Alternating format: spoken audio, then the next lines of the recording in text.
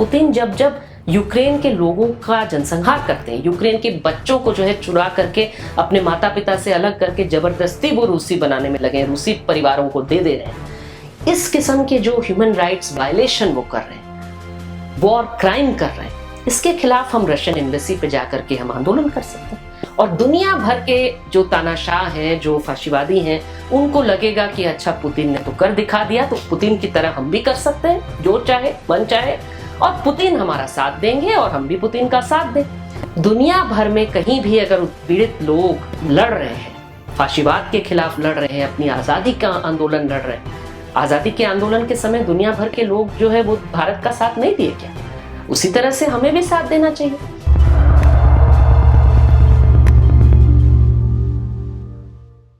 बेखौफ आज़ादी में आप सबका स्वागत है। मैं कविता कृष्णन, और आज हम लोग यूक्रेन पर जो वीडियोस हैं उस श्रृंखला में आज दूसरा वाला उसका जो अंश है वो पेश करेंगे। तो मैं आपको जल्दी से याद दिला दूं कि अगर आपने नहीं देखा है आप देख ले सकते हैं जो इस श्रृंखला में जो पहली वीडियो है, जिसमें कुल मिलाकर के हमने ये देखा कि रूस क्यों हमला किया है यूक्रेन पर।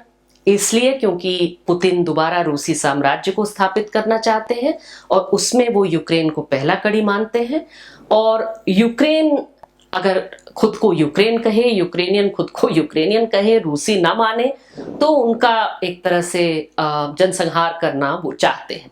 यूक्रेनियन क्यों लड़ रहे हैं रूसी हमले के खिलाफ इतनी बहादुरी से? क्योंकि वो रूस का कई सदियों से वो एक कॉलोनी रहे हैं, उपनिवेश रहे हैं, और वो आज़ादी की लड़ाई लड़ रहे हैं, अपनी आज़ादी को बचाने की लड़ाई में लगे।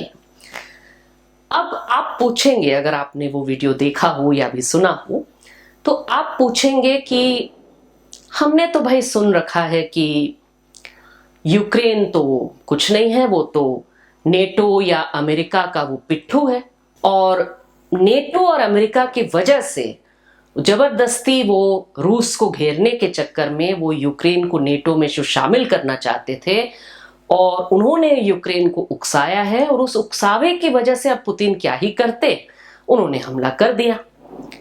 अगर आप ये सवाल पूछ रहे हैं तो पॉज करिए 1 मिनट के लिए, क्योंकि मैं जो अभी कहने जा रही हूं आपको शायद अच्छा नहीं लगेगा। क्योंकि आपको मैं ये बताना चाहती हूं कि आप पुतिन के रूस का जो प्रचार तंत्र है, दुष्प्रचार तंत्र है, उसके आप विक्टिम हो गए। आपने उनके दुष्प्रचार को एक तरह से मान लिया। आप कहेंगे कि नहीं, ये तो सब लोग कह रहे हैं। तो ये जो सब लोग कह रहे हैं वो एक तरह से इसलिए है क्योंकि वो दुष्प्रचार तंत्र बहुत ही मजबूत है। और मैंने आपको कहा कि आप अगर नहीं मान रहे हैं तो पुतिन के अपने भाषण को जरा गंभीर तरीके से आप देखेंगे, सुनेंगे, तो आप समझ जाएंगे कि वो क्या कह रहे हैं और शुरू से क्या कहते आ रहे हैं यूक्रेन के बारे में। तो अब लेकिन हम इसको भी जरा देख लें कि नेटो वाली जो बात है, अमेरिका वाली जो बात है, उसमें कितना दम है। पहले तो ये कि आपको मैं ये बता दूं कि 2014 में रूस ने पहली बार यूक्रेन पर हमला किया, और उसमें उन्होंने यूक्रेन का जो क्राइमिया वाला हिस्सा था उसे रूस में जोड़ लिया, और उन्होंने कहा कि भाई क्राइमिया का जो है, क्राइमिया के लोगों में हमने रेफरेंडम करा दिया है, हमने जनगणना कर दी है, हमने वहां पर रेफरेंडम करा करके हाँ पूरा क्राइमिया ने कह दिया कि नहीं नहीं हम तो रूस का हिस्सा होना चाहते हैं। ये भी आपने हो सकता है सुना हो। लेकिन ये बताइए कि बंदूक की नोक पे आप रेफरेंडम तो नहीं करा सकते ना, वोट तो नहीं करा सकते बंदूक की नोक पे। तो जिस पर आपने कब्जा कर रखा है, जो आपकी मिलिट्री के तहत हैं, वो लोग डर के मारे क्या ही वोट देंगे। उसी तरह का रेफरेंडम अभी इन्होंने जो डोनेट्स है और लुहांस्क है, जो 2 रूसी भाषी क्षेत्र है यूक्रेन का, उसमें अभी अभी रूस ने कहा कि कराए हैं लोग। वहां के लोग भी बता रहे हैं कि भाई हमारे घर बंदूक लेकर के आए, तो बंदूक लेकर के कोई आएगा तो हम क्या ही कर सकते हैं। और उसके बाद याद है पिछले वाले वीडियो में मैंने आपको क्राइमिया के तातार लोगों के बारे में बताया था जो मुसलमान है। क्राइमिया के तातार लोगों को अभी उनको रूसीकरण के नाम पे दोबारा उन पे अभी उनके साथ में काफी प्रताड़ना हो रही है। जो तातार कार्यकर्ता हैं, नेता हैं, उनको पकड़ करके जेलों में भरना, उनकी प्रताड़ना करना, ये सब कुछ हो रहा है। और सबसे पहला काम जो 2014 में जो किया पुतिन ने, तो क्राइमिया के तातार लोगों की मजलिस होती है, यानी उनका जो संसद है उसका नाम मजलिस है, तो उनके मजलिस को उन्होंने खत्म कर दिया। यानी उनकी क्राइमिया के तातार लोगों की अपनी जो इलेक्टेड जो संसद है उसको उन्होंने भंग कर दिया, खत्म कर दिया। तो आप समझ सकते हैं कि क्या किया है उसमें। तो उस समय से एक तरह से यूक्रेन के लोग लड़ रहे हैं, क्राइमिया के लोग भी लड़ रहे हैं, उस समय से युद्ध चल रहा है, पहली बात। अब 2014 वाले हमले से पहले अगर आप यूक्रेन के भीतर में कई लोगों ने कई ऐसी संस्थाएं हैं जैसे गैलप संस्था या प्यू संस्था, उन्होंने ओपिनियन पोल कराई कि यूक्रेन के लोगों की क्या राय है। तो उस समय ज्यादातर जो मेजॉरिटी यूक्रेनियंस थे उन्होंने कहा कि हम नेटो के खिलाफ हैं, हम नेटो से नहीं जुड़ना चाहते और नेटो में जुड़ना यूक्रेन के लिए ठीक नहीं होगा, नेटो से दूरी ही ठीक है। ये बदला क्यों? 2014 के बाद के वहां पर ओपिनियन पोल ले लीजिए तो ज्यादातर यूक्रेन के लोग कह रहे हैं कि अरे भाई नेटो का हिस्सा हम होना चाहते हैं। क्यों ये जो राय में चेंज आया, ये क्यों? क्योंकि रूस ने हमला किया। उन्होंने कहा, यूक्रेन के लोगों ने कहा कि अरे भाई इससे पहले रूस ने किन किन पर हमला किया है। चेचनिया पे हमला किया था 90 के दशक में, जॉर्जिया पे हमला किया, मोल्डोवा पे हमला किया, यूक्रेन पर हमला। तो वो कह रहे हैं कि ज्यादातर जिन देशों पर रूस और खासकर के पुतिन जिन पर हमला किए हैं, जॉर्जिया, मोल्डोवा और अब यूक्रेन, वो नेटो का हिस्सा नहीं है। बाकी जो देश हैं जो पहले कभी रूसी साम्राज्य का हिस्सा थे, उन देशों में या तो वो पुतिन के जेबी दल हैं, जेबी नेता हैं जो वहां पर हैं बने हुए, जो कि भाई उनके खिलाफ जब जनता सड़क पर उतरती है, जैसे कजाकिस्तान में अभी उतरे, तो उन्हें दबाने के लिए रूस की सेना पहुंच जाती है और दबा देती है। उसी तरह से बेलारूस में भी है। लेकिन अगर कोई दूसरे देश हैं जो अपने आप को आजाद रख पाए हैं, तो वो तभी रख पाए हैं जब वो नेटो का हिस्सा रहे हैं। तो जाहिर सी बात है कि जब हमले के बाद यूक्रेन की जनता में ये बात आ गई कि भाई हम भी अगर नेटो का हिस्सा होते तो शायद हम हमले से बच पाते। वो आज तक मानते हैं। लेकिन तब भी अगर हम इसको मान लें तो ये भी हम देख लें कि जेलेंस्की ने हमले के बाद, ये जो फरवरी में हमला हुआ 2022 में, उसके बाद जेलेंस्की ने मार्च में ही कह दिया था कि भाई नेटो हम लोगों को यूं ही वो लटका के रखा है। मैंने नेटो को कह दिया है कि आप अगर हमें नहीं देने वाले तुरंत आज के अभी, तो कह दीजिए कि नहीं दे रहे, क्योंकि आप जो लटका के रखे हैं, पब्लिक को कह रहे हैं कि देंगे देंगे और हमें तो नहीं दे रहे, उससे यूक्रेन को नुकसान हो रहा है, दुष्प्रचार फैल रहा है कि हम नेटो से जुड़ना चाहते हैं, इसकी वजह से युद्ध हो रहा है। तो मैं साफ कह दे रहा हूं कि नहीं जुड़ना, कोई बात नहीं, आप कह दीजिए लेकिन कि आप नहीं जुड़ रहे, तुरंत साफ कर दीजिए, क्योंकि आपने हमसे कह दिया कि हम तो नहीं जोड़ेंगे अभी। तो ये जब तय था, तो अगर नेटो वजह थी लड़ाई की, तो उस समय तो मार्च में ही खत्म हो जाना चाहिए था। पुतिन जो है उनको मार्च में ही पीछे हट जाना चाहिए था, लेकिन ऐसा नहीं हुआ। और ये भी देख लें, अमेरिका के बारे में जो लोग कह रहे हैं कि अरे अमेरिका चाहता था कि यूक्रेन युद्ध लड़े और क्या क्या हो और इसकी वजह से ये सब कुछ हुआ, तो ये जान लीजिए। और इसके तथ्य जो हैं वो आपको जो इतिहासकार हैं टिमोथी स्नाइडर, उनके स्पीचेस में मिलेगा और पूरे रेफरेंसेस के साथ उसमें मिलेंगे, जहां वो कह रहे हैं कि अमेरिका के जो बाइडेन एडमिनिस्ट्रेशन के लोग थे और वहां के पेंटागन, सेना वगैरह वगैरह सबके जो लोग थे, उसमें जितने मतलब इस तरह के बड़े टॉप लीडरशिप थी, सब लोग कह रहे थे कि जेलेंस्की नहीं टिकेंगे यूक्रेन में, जेलेंस्की भागेंगे और हम उनको भागने में मदद कर देंगे। और वो भी समझ रहे थे, पुतिन कह रहे थे ना कि 3 दिन के अंदर यूक्रेन हमारा हो जाएगा, उसी तरह से अमेरिकी भी समझ रहे थे कि बहुत ही जल्दी यूक्रेन खत्म हो जाएगा। अब यूक्रेन क्या ही लड़ेगा, नेटो का हिस्सा तो है नहीं, तो हम भी उसका बहुत साथ वाथ देंगे नहीं, हमें नहीं फंसना इसमें। तो अमेरिका चाहता था युद्ध और वो चाहता था कि रूस के साथ युद्ध लड़े यूक्रेन के बहाने, ये बिल्कुल गलत है। और साबित हो सकता है कि गलत है, क्योंकि टिमोथी स्नाइडर को याद है कि 60 मिनट्स वाले शो में उन्होंने जब खुद कहा कि ज़ेलेंस्की नहीं भागेंगे, तो उस समय एक तरह से अट्टहास सा हो गया, सबने कहा कि अरे ये क्या करें। और उसी तरह से उनसे इस तरह के बड़े बड़े जो पॉलिसी डिसीजन मेकर्स हैं अमेरिका बाइडेन एडमिनिस्ट्रेशन के, उन्होंने भी ये कहा कि ज़ेलेंस्की तो भागेंगे। लेकिन जब ज़ेलेंस्की को युद्ध शुरू होने के बाद जब अमेरिका ने कहा कि भाई हम आपको और आपके परिवार को हम लोग सुरक्षित आपको यूक्रेन से निकाल ले जाएंगे, तो ज़ेलेंस्की ने कहा I need arms not a ride, मुझे लड़ने के लिए हथियार चाहिए, मुझे आपका वो लिफ्ट नहीं चाहिए। लिफ्ट कहते हैं ना गाड़ी, मुझे गाड़ी नहीं चाहिए भाई, ये उन्होंने कह दिया और वो रह करके लड़े। ये किसी ने नहीं सोचा था कि वो करेंगे, अमेरिका ने तो बिल्कुल नहीं सोचा था। और वो जो टिके, वो जो लड़े, और यूक्रेन की जनता जो चाहती थी लड़ना, उन यूक्रेन की सेना बहुत कमजोर है। 1991 में यूक्रेन जब आजाद बना देश, उसी समय यूक्रेन के पास दुनिया का तीसरा सबसे बड़ा जो न्यूक्लियर हथियार थे वो थे, लेकिन उन्होंने उसको दे दिया, सौंप दिया, वो डीन्यूक्लियराइज हो गए। इस शर्त पर हुए कि रूस को भी साइन करना पड़ेगा, रूस को भी अग्रीमेंट साइन करना पड़ेगा कि हम कभी यूक्रेन पर हमला नहीं करेंगे। उस एग्रीमेंट को रूस ने तोड़ दिया 2014 में। अभी भी रूस के पास न्यूक्लियर हथियार है, धमका रहे हैं पुतिन कि मैं न्यूक्लियर हथियार का इस्तेमाल करूंगा, लेकिन यूक्रेन के पास न्यूक्लियर हथियार तो है नहीं।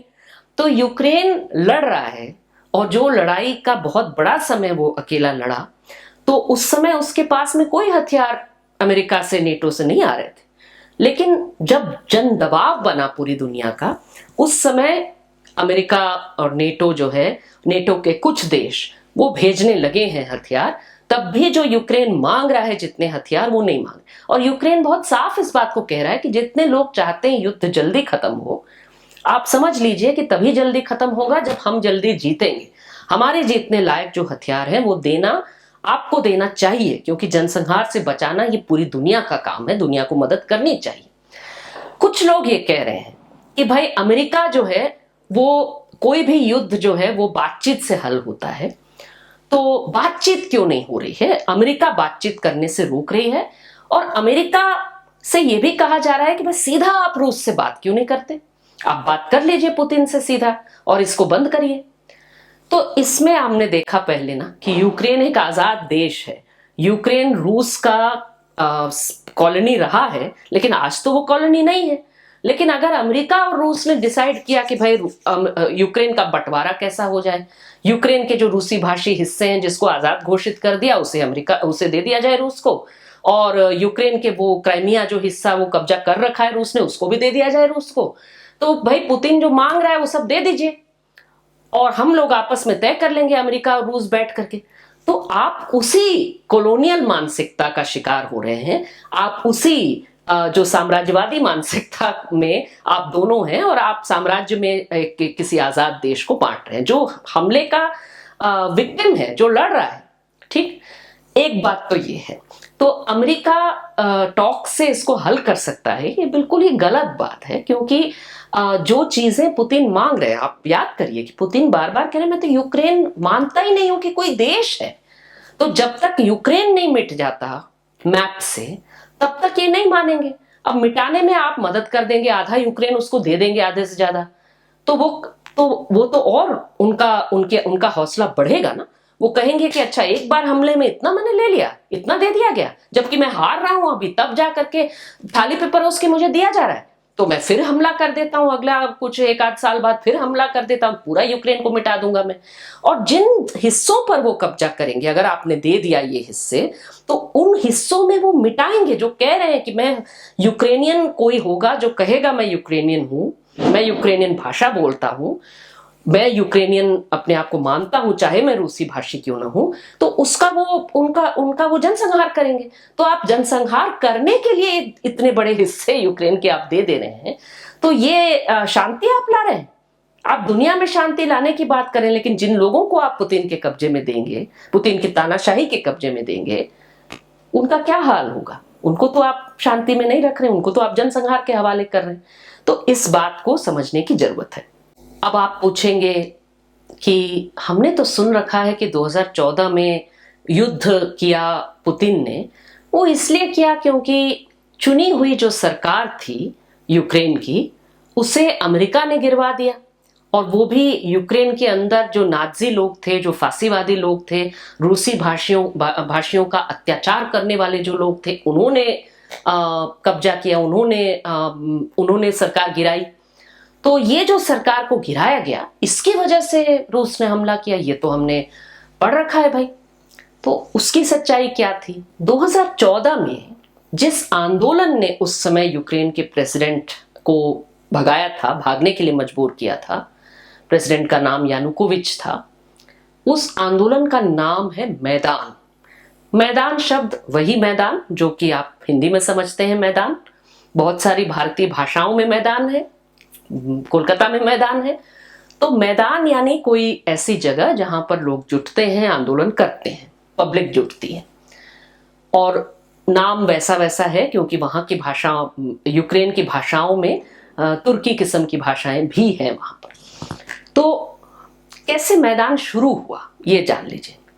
मुस्तफा नईम नाम के, हाँ मुस्लिम नाम है, मुस्तफा नईम नाम के अफगान मूल के यूक्रेनी जो रूसी भाषी हैं, उन्होंने फेसबुक पे लिखा था कि यानुकोविच जो है वो ईयू के साथ, यूरोपियन यूनियन के साथ संधि करने जा रहे थे और उसमें उनको पूरे यूक्रेन का साथ था, पूरा यूक्रेन चाहता था कि वो संधि करें।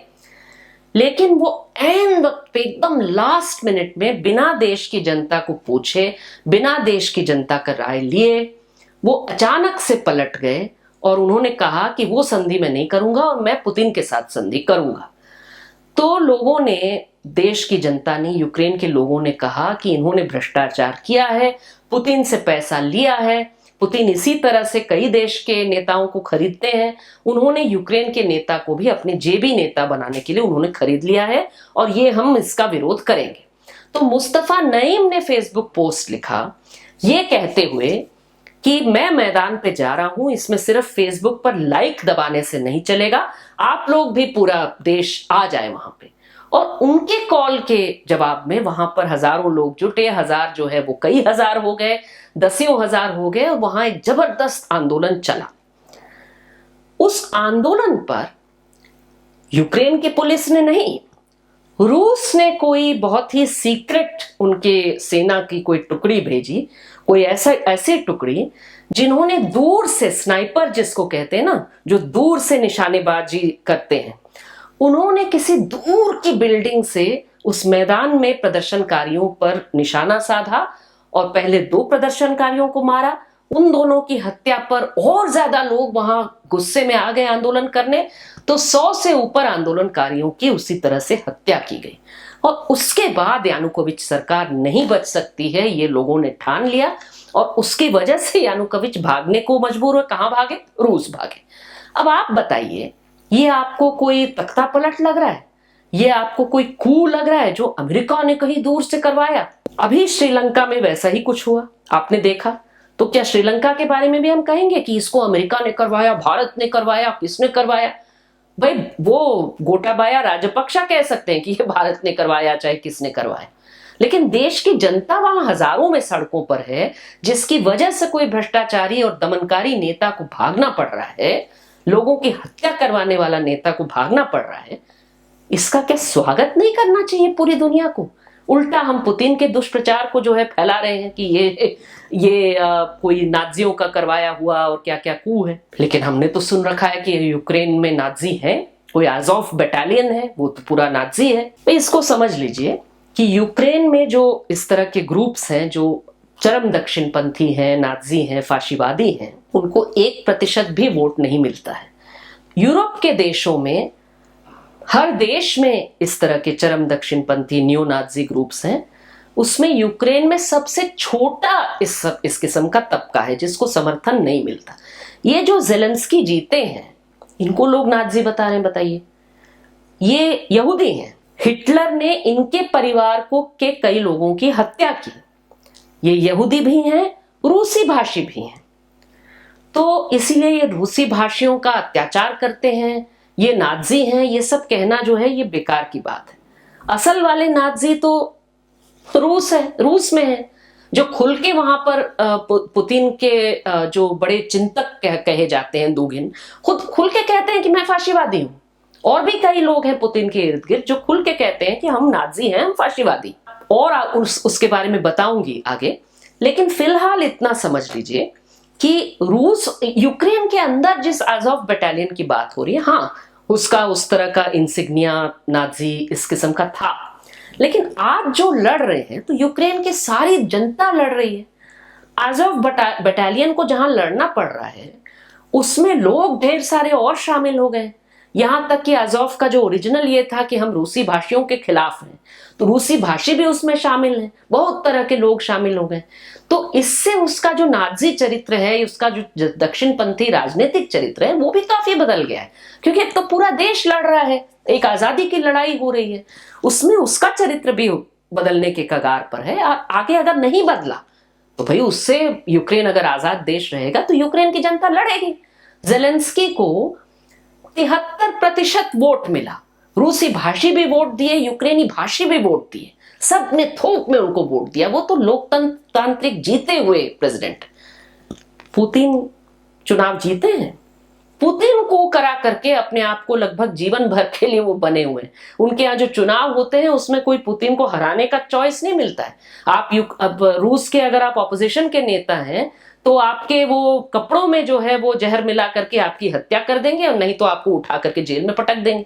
ये हालत है वहां के लोकतंत्र की। और ये बता रहे हैं कि यूक्रेन जो है वो दक्षिणपंथी है और लोकतंत्र विरोधी है और क्या क्या है। एक बात, अब हम आएंगे पुतिन के फाशीवाद पर, और वो उसमें जो अंतिम वीडियो है उसमें मैं और डिटेल में बताऊंगी। लेकिन फिलहाल आप इतना समझ लीजिए, पुतिन के जो सितंबर वाला भाषण है उसको ध्यान से पढ़िए। तो वो इस बात को कह रहे हैं जो वो कई बार पहले भी कह चुके हैं, जिसमें वो कहते हैं कि लोकतंत्र, मानवाधिकार जैसी चीजें यही अपने आप में पाश्चात्य सभ्यता की हैं, पश्चिमी साम्राज्यवाद की हैं। इसीलिए जब पुतिन कहते हैं कि मैं साम्राज्यवाद विरोधी हूं और दुनिया के साम्राज्यवाद विरोधी लोग मेरे साथ हो जाएं, वो कोई सचमुच में अमेरिकी साम्राज्यवाद के विरोधी नहीं है, कतई नहीं है। वो क्या है, वो साम्राज्यवाद किस चीज को कह रहे हैं? वो कह रहे हैं कि लोकतंत्र जो है, मानवाधिकार जो है, बराबरी जो है, ये सारी चीजें, ये मूल्य, ये पाश्चात्य की मूल्य है। इन मूल्यों को पूरी दुनिया पर थोपना, ये कहना कि ये दुनिया में लागू होने वाले मूल्य हैं, कोई देश, कोई नेता, कोई लोग अगर इसका उल्लंघन करेंगे तो उनको जो है जवाब देना होगा, दुनिया को जवाब देना होगा, यूएन को। कोई उनसे सवाल जवाब कर सकता है, दुनिया के लोग आपसे जवाब मांग सकते हैं, इसका वो विरोध कर रहे हैं।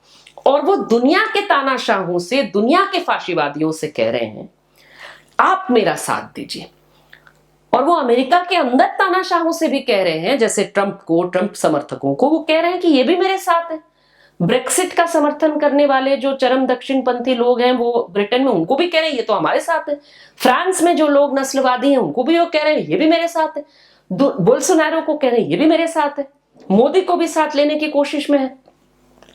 तो इन सब की एकता के लिए वो क्या बात कह रहे हैं? वो कह रहे हैं कि देखो, ये जो मानवाधिकार, लोकतंत्र थोपा हुआ है पूरी दुनिया पे, इसको हराना है। तो पुतिन दुनिया के तानाशाहियों से, दुनिया के फाशीवादियों से, उन सब से कह रहे हैं कि आइए आप मेरे साथ हो जाइए। ये लोकतंत्र, ये मानवाधिकार, ये जो थोपा हुआ है पूरी दुनिया पे, हमें तंग किया हुआ है, इसे खत्म कर दीजिए। और इसे अगर हमने पराजित कर दिया, क्योंकि यही तो साम्राज्यवाद है, यही तो ये सब पश्चिमी देश जो है वो चला रहे हैं, इनको खत्म कर दीजिए। तो इसकी जगह जो सभ्यता वाली राज्य है, साम्राज्य है, और वो रूस को मानते हैं, वो भारत को मानते हैं, वो चीन को मानते हैं, अरब देशों को मानते हैं, और यहां तक कि वो कह रहे हैं कि सफेद नस्ल के लोगों का साम्राज्य, जो कि ट्रंप कह रहे हैं कि भाई सफेद नस्ल वाले जो नस्लवाद है उसका साथ जो लोग देते हैं यूरोप में, वो सब अपने किस्म का दुनिया बना पाएंगे, देश बना पाएंगे, सभ्यता वाला साम्राज्य बना पाएंगे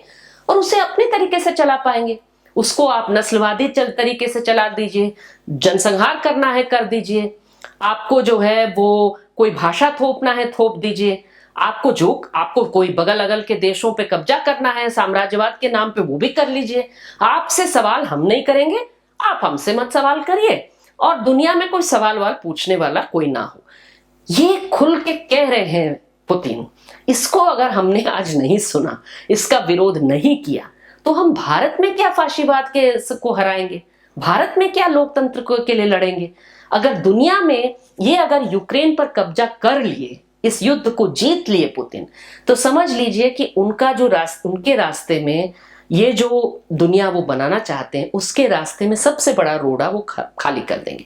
और दुनिया भर के जो तानाशाह हैं, जो फाशीवादी हैं, उनको लगेगा कि अच्छा पुतिन ने तो कर दिखा दिया, तो पुतिन की तरह हम भी कर सकते हैं, जो चाहे मन चाहे, और पुतिन हमारा साथ देंगे और हम भी पुतिन का साथ दें। तो इसके खिलाफ लड़ना है। अब आप कहेंगे कि भारत में आखिर हम कर ही क्या सकते हैं, हम थोड़े जाकर के यूक्रेन में लड़ेंगे। तो भाई वही आप करिए ना जो कि इराक के लिए हमने किया, अफगानिस्तान के लिए किया, फिलिस्तीन के लिए करते हैं, वियतनाम के लिए किया। दुनिया भर में कहीं भी अगर उत्पीड़ित लोग लड़ रहे हैं, फाशीवाद के खिलाफ लड़ रहे हैं, अपनी आज़ादी का आंदोलन लड़ रहे हैं, आज़ादी के आंदोलन के समय दुनिया भर के लोग जो है वो भारत का साथ नहीं दिए क्या? उसी तरह से हमें भी साथ देना चाहिए। कैसे साथ दे सकते हैं? सबसे बड़ी चीज की जो इंफॉर्मेशन वॉर है, यानी मीडिया में, सोशल मीडिया में जो पुतिन का दुष्प्रचार फैला हुआ है चारों तरफ भारत में, उससे हम लड़ सकते हैं। उसे हम जहां जहां देखे उसे हम काट सकते हैं, तथ्य रख सकते हैं। और लास्ट चीज हम कर सकते हैं कि पुतिन जब जब यूक्रेन के लोगों का जनसंहार करते हैं, यूक्रेन के बच्चों को जो है चुरा करके अपने माता पिता से अलग करके जबरदस्ती वो रूसी बनाने में लगे हैं, रूसी परिवारों को दे रहे हैं, इस किस्म के जो ह्यूमन राइट्स वायलेशन वो कर रहे हैं, वॉर क्राइम कर रहे हैं, इसके खिलाफ हम रशियन एम्बेसी पे जाकर के हम आंदोलन कर सकते हैं। तो ये सब हमें बिल्कुल करना चाहिए, ये हमारा कर्तव्य बनता है, हमारी ड्यूटी बनती है भारत के लोकतंत्र पसंद नागरिक होने के नाते।